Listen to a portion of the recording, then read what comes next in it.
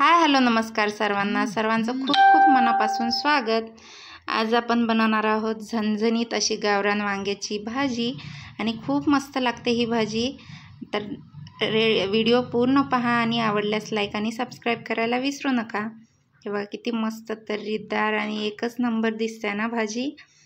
तर चला आपण वेळ न घालवता रेसिपीला सुरुवात करूया। हे बघा हे पाव किलो वांगे घेतलेत मी आणि मस्त काटेरी वांगे होते, ताजे ताजे असे वांगे होते आणि खूप मस्त कवळे कवळे होते। त्या पाव किलो वांगे याची आपण भाजी करणार आहोत। वजनी पाव किलो आहेत। बघा असे वांगे आपल्याला भेटतात का शहरात? नाहीत भेटत ना। मस्त अशी गावरान वांग्याची भाजी। हे बघा याचे 4 काप करून घेतलेत, असे 4 फोडी केल्यात आतून आणि मस्त कवळे होते, अजिबात किडलेला नाही काही नाही। वांग खूप मस्त होते आणि याला पाण्यातच टाकलेलं कारण वांग्यामध्ये खूप भरपूर प्रमाणात आयर्न असतं, ते पाण्यात नाही टाकलं तर काळे पडतात वांगे। त्यासाठी जेव्हा तुम्ही वांगे चिरायला घ्याल तेव्हा एका भांड्यात पाणी घ्या आणि त्यातच टाका। इकडे गॅसवरती कढई तापत ठेवलेली, कढई गरम झाल्याच्या नंतर त्यामध्ये तेल टाकून घेतलंय मी आणि तेल गरम झाल्याच्या नंतर त्यामध्ये जिरे मोहरी टाकून घेतलंय।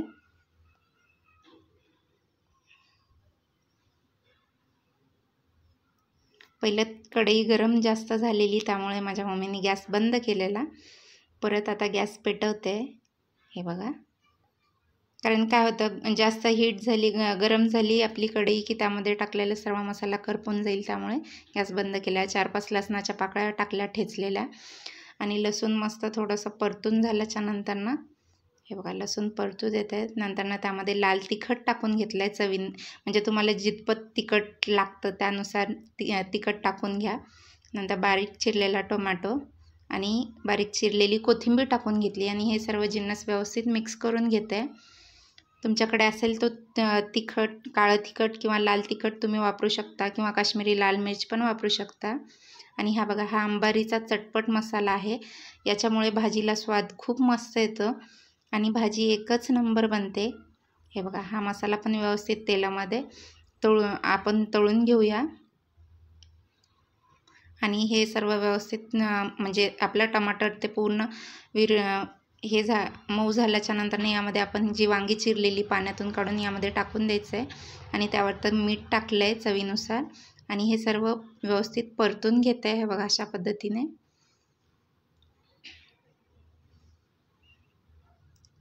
एक अर्धा मिनिटभर परतून घेऊन याला आपल्याला एक वाफ काढून घेण्यासाठी झाकण ठेवून द्यायचं आहे। हे बघा अशा पद्धतीने आणि तिकडे लगेच दुसऱ्या गॅसवरती पाणी गरम, हे बघा हा होता चटपट मसाला अंबारीचा आणि तिकडे लगेच एका भांड्यामध्ये गरम पाणी होण्यासाठी ठेवून द्यायचं आहे। हे बघा मी गरम पाणीच वापरलं आहे कारण थंड पाणी जर टाकलं ना तुम्ही तर तरी अजिबात येणार नाही। त्यासाठी कुठलीही भाजी करताना नेहमी तुम्ही गरम पाण्याचाच वापर करा, त्यामुळे तर्री खूप छान येते आणि कलर पण खूप मस्त येतो भाजीला। हे बघा उकळी मस्त अशी दणकून उकळी आली आपल्या भाजीला, झाकण काढून घेतलं आहे आणि पळीच्या सहाय्याने आपले वांग शिजले का नाही ते पाहते मी। याचं देठ पण खूप मऊसूत असं झालं होतं, एका उकळीमध्ये भाजी आपली शिजली होती कारण गावरान वांगी होती आणि त्यात ही ताजी पण होती।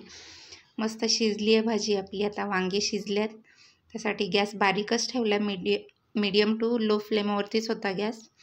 त्यानंतर यामध्ये आपल्याला मस्त असं भाजलेल्या शेंगदाण्याचं कूट टाकलं आहे, जाडसर असं, जास्त जाडसर पण नाही, शेंगाचं कूट टाकून घेऊन व्यवस्थित मिक्स करून घेते आहे। हे बघा अशा पद्धतीने, कारण शेंगाच्या कूटमुळे आपली भाजी काय होतं थोडंसं थिकनेस येतो, दाटसर होते भाजी आणि यामध्ये गरम मसाल्याऐवजी मी घरकुल मसाला टाकून घेते आहे। तुमच्याकडे असलेला तो गरम मसाला तुम्ही टाकून घेऊ शकता। हे बघा अशा पद्धतीने मसाला व्यवस्थित मिक्स करून घ्यायचा। अर्धी पुडी टाकलेली मी, त्यानंतर बारीक चिरलेली कोथिंबीर टाकली आणि आपली भाजी खाण्यासाठी आता तयार आहे। चपातीसोबत, भाकरीसोबत किंवा भातासोबत पण खूप अप्रतिम लागते। हे बघा मी एका वाटीमध्ये सर्व करून घेते आणि खूप मस्त लागते ही भाजी, नक्की ट्राय करून बघा आणि आवडल्यास लाईक आणि सबस्क्राईब करायला विसरू नका। मस्त अशा नवनवीन रेसिपी पाहण्यासाठी चॅनलला सबस्क्राईब करा आणि बेल आयकॉनचं बटन पण दाबा। थँक्यू।